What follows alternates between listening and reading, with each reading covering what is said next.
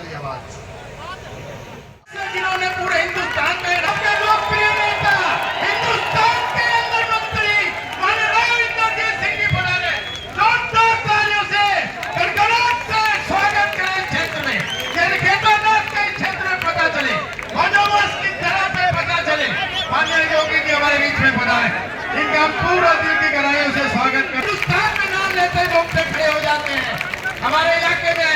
और सदा यहाँ की समृद्धि चीज हमारे महाराणा प्रताप का इलाका ये भाई बाबा केदारनाथ दुश्मनों का नाश करने के लिए हमारे बीच में योगी आदित्यनाथ जी हमारे बीच में बता रहे हैं। मैं जोरदार तालियों से गड़गड़ाहट करके बैठ जाए, जहां जिसको स्थान मिले बैठ जाए। योगी आदित्यनाथ की, इंद्रजीत सिंह की बहुत बहुत धन्यवाद। सभी जानते हैं योगी जी को अटेली की धरती पे आने का और साथ साथ मैं आप सभी का भी धन्यवाद करती हूँ कि इस भीषण गर्मी में हुमस में आप इतनी तादाद में बाहर आए हैं। आप सभी धन्यवाद आप सभी का। जिंदाबाद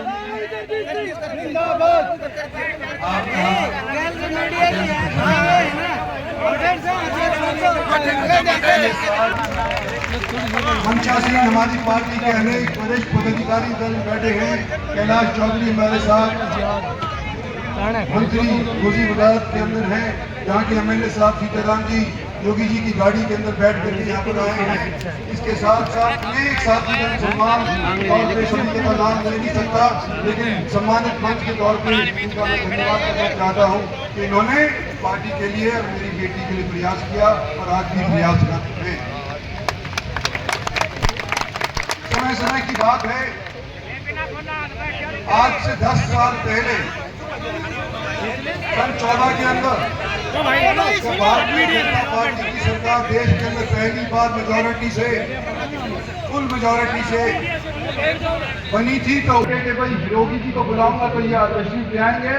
तो उस पुराने रिश्ते की याद दिलाते हुए मैंने योगी जी को यहाँ आमंत्रित किया है और आज आप लोगों के बीच आए हैं पार्टी के लिए भी और मेरी बेटी के लिए भी मदद मांगने के लिए।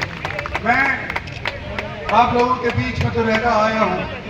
आप लोगों ने लोकसभा के अंदर भी मुझे इस हल्के से 2 बार जिताया है और जब मैं गुड़गांव चला गया था तो गुड़गांव के अंदर भी अपनी अपनी रिश्तेदारियों के अंदर जाकर के आप लोगों ने मेरा मेरी पार्टी का सहयोग किया है। हमेशा मेरे निगाह के अंदर रहे थे, चाहे मैंने आपका प्रतिनिधित्व करा हो या ना करा हो। मेहनगढ़ वालों, नारनौल वालों, नांगल चौधरी वालों, आप सभी ने मेरी इज्जत बरकरार रखी है, मेरी पार्टी की इज्जत बरकरार रखी है। आज आपसे एक बार फिर मैं निवेदन करना चाहता हूँ और 36 बिरादरी से मैं कहना चाहता हूँ, एक बिरादरी से इलेक्शन नहीं जीता सकता। सभी बिरादरियों का ध्यान हमारी पार्टी रखती है और मैंने भी पार्टी का वफादार सिपाही होने के नाते सभी का साथ मैंने निभाने का कोशिश किया है। योगी जी के सामने मैं ज़्यादा नहीं बोलना चाहता, इनकी बात सुनने के लिए आप सब लोग यहाँ पर बेकरार हैं। तो मैं आप लोगों का धन्यवाद करते हुए और अपना स्थान लेता हूँ और उम्मीद करता हूँ कि 5 तारीख को कमल का बटन दबा करके आरती को जो भारतीय जनता पार्टी के प्रत्याशी है उसको भारी बहुमत से जिताने के लिए देंगे। धन्यवाद और जय हिंद। यारी राम राम।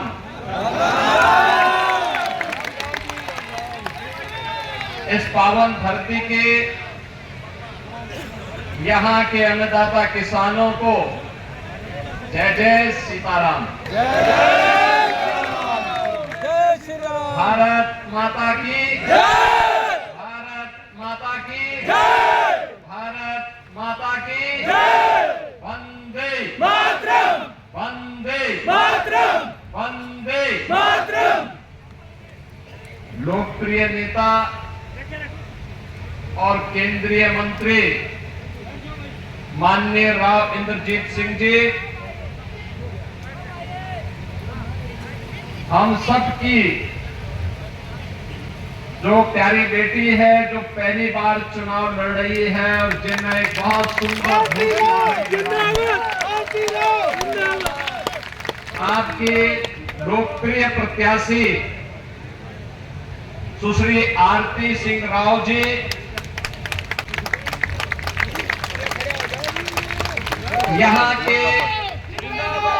वर्तमान विधायक श्री सीताराम यादव जी,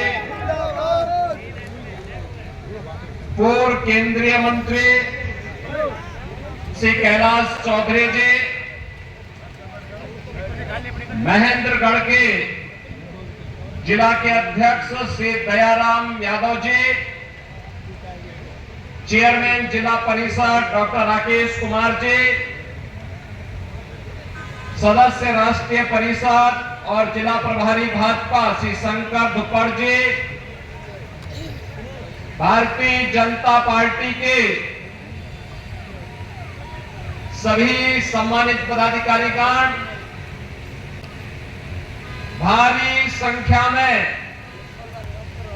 अपना आशीर्वाद और समर्थन देने के लिए यहां पर उपस्थित अटेली के मेरे सभी उपस्थित बहन और भाइयों, मैं अयोध्या धाम की धरती उत्तर प्रदेश से आया हूं। बहन और भाइयों, 500 वर्षों के इंतजार को समाप्त करके प्रधानमंत्री मोदी जी के कर कमलों से अयोध्या में भगवान श्री राम का विराजमान हो गया है।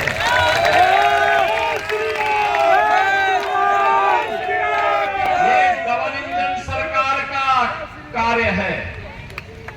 मोदी जी के नेतृत्व में जब डबल इंजन की सरकार चलती तो स्पीड भी डबल होती है और उसका लाभ भी डबल मिलता है।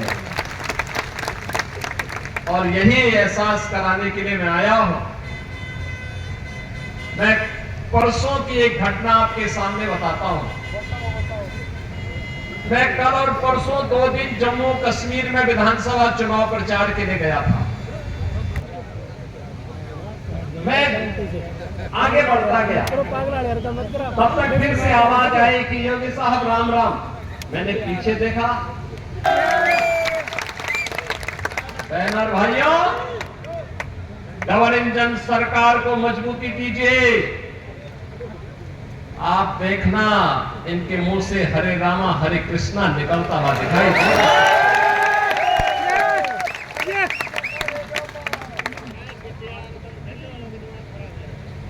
भारतीय जनता पार्टी आज प्रधानमंत्री मोदी जी के नेतृत्व में, उनके मार्गदर्शन में सुरक्षा, सुशासन और विकास का नित्य नए प्रतिमान स्थापित कर रहा है। विकास के नए नए योजनाओं को ला करके आज के युवाओं की आकांक्षा के अनुरूप, अन्नदाता किसानों की भावनाओं के अनुरूप विकास के नए नए मॉडल प्रस्तुत किए जा रहे हैं। भारत को विकसित बनाना है तो उसकी शुरुआत गांव से शुरू होती है, किसान से शुरू होती है, युवा से शुरू होती है, महिला से शुरू होती है।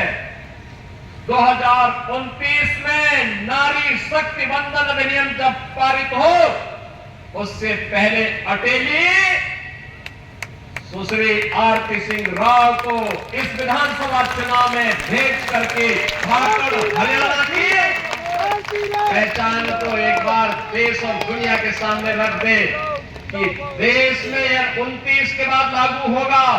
अटेली ने आज लागू कर दिया है कि मातृशक्ति को सम्मान मिलना ही चाहिए। और बहनों और भाइयों, इसीलिए मोदी जी से जब कहा गया 2014 में देश का प्रधानमंत्री बनने के बाद अब क्या करेंगे, उन्होंने कहा कि देश के अंदर बिना भेदभाव के विकास की योजनाओं को लागू करूंगा। गांव के लिए, गरीब के लिए, किसान के लिए, नौजवान के लिए, महिलाओं के लिए, समाज के प्रत्येक तबके के लिए कार्य करूंगा। आज आप देख रहे होंगे हरियाणा में भी डबल इंजन की सरकार, मेट्रो भी आ गई, रोड की बेहतर कनेक्टिविटी भी हो गई, निवेश भी आ रहा है, रोजगार भी मिल रहा है और साथ साथ यही अंतर है जब अच्छी सरकार आती है। यही अंतर है। भारत 80 करोड़ लोगों को फ्री में राशन की सुविधा का लाभ दे रहा है और पाकिस्तान में लोग एक रोटी के लिए छीना झपटी कर रहे हैं। वहां लोग कटोरा लेकर के घूम रहे हैं। भारत का नेतृत्व भारत को समृद्धि की ओर अग्रसर कर रहा है।